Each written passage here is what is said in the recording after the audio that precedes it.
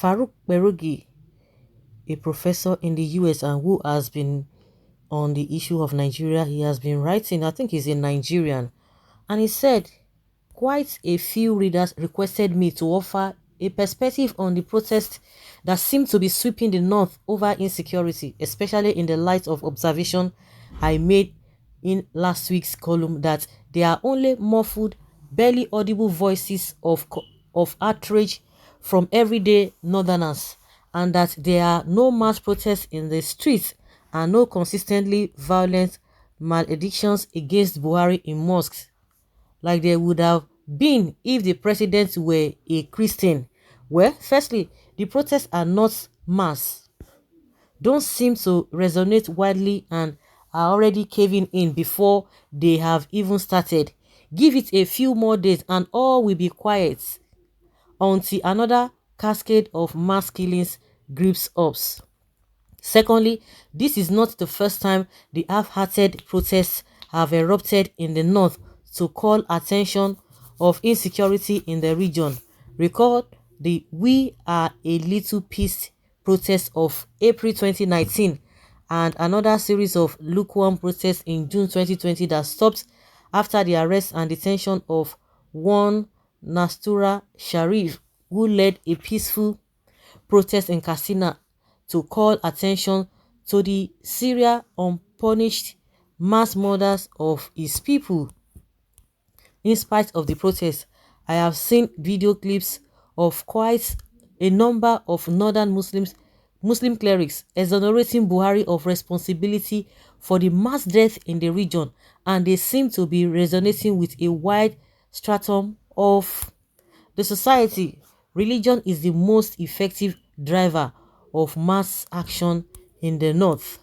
The cynical, unpleasant truth is that the only thing that will make Muslim northern Nigeria revolt against Buhari and demand his ouster from power is if he were to convert to Christianity or any other religion, or if he were to commit blasphemy and the clerical establishment in the region validated the fact of his blasphemy.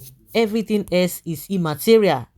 We have been socialized to fight for God against fellow humans, but ask God to fight for us when we are being murdered by other humans who share our ethnicity and religion.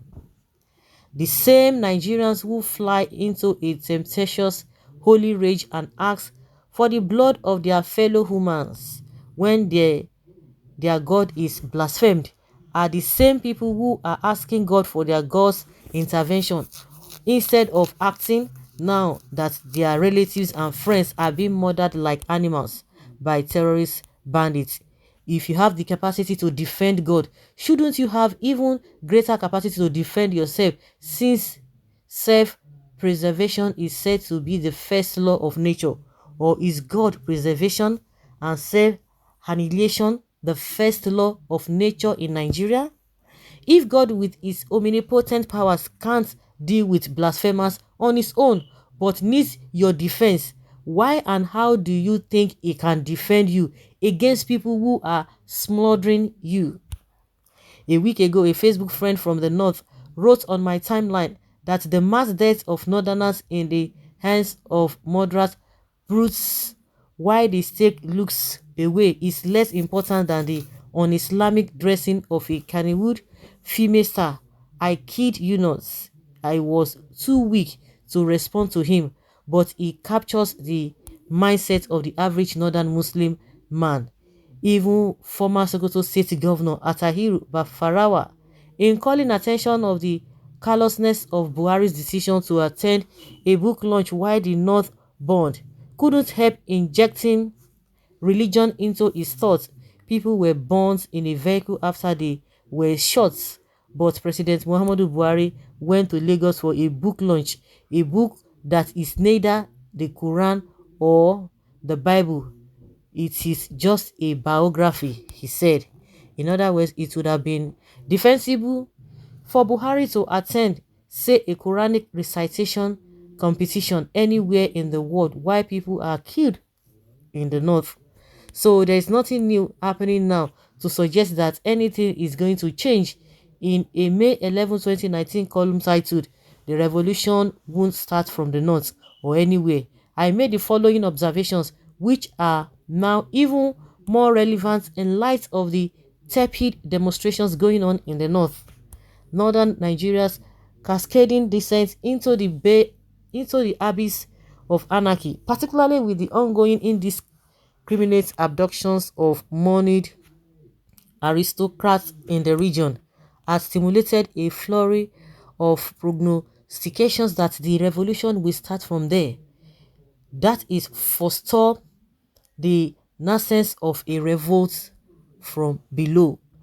That the forgotten, despised, and hungry Amajiri are stricken back.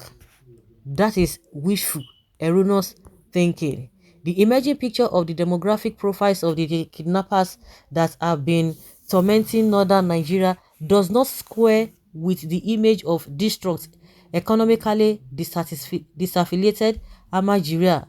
They are former headers from within and outside Nigeria who have lost their cattle for any number of reasons and who have taken to mindless, avaricious, and self-interested banditry. Anyone who expects the seeds of a revolution to sprout from the thoughtless brigandage of this sort of insensate Philistines must be clueless about what revelation entails. Desperate strands of resentment might cause into a mass resistance, the blossom into a protest, and culminates in a rebellion without ever achieving the status of a revolution. In a revolution, a vanguard takes ownership of the rebellion and uses it as a ladder to climb to substantive power. The kidnappings in the far north are not a mass resistance, nor are they a self-conscious systematic protest or even a rebellion. So they have not a snowball's chance in hell of ever transforming into a revolution. The northern people who bear the real brunt of Buhari's cruelly strangulating and escalating incompetence won't resist, protest, rebel, much less revolt, because they have been socialized into accepting their economic suffering with equanimity. The only thing that rouses their passions, that animates them to mindless violence, is religion.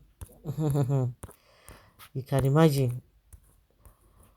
So the other thing is, I said it all, because if you look at it in the recent, there are no mass protests anywhere. There are no mass protests. But let it be said that there's going to be election in the next 3 days. You will see mammoth crowd. If there's any word that is even more than that mammoth, you can even use this. You will see the crowd there. You'll be surprised. They will still come out. So they are not really serious, and that is why the few ones that are coming up or coming out are calling on the southerners to join them. Because believe you me, with their population, if they come out, they don't even need anybody to join them, because even the population alone will intimidate the government and the security operatives.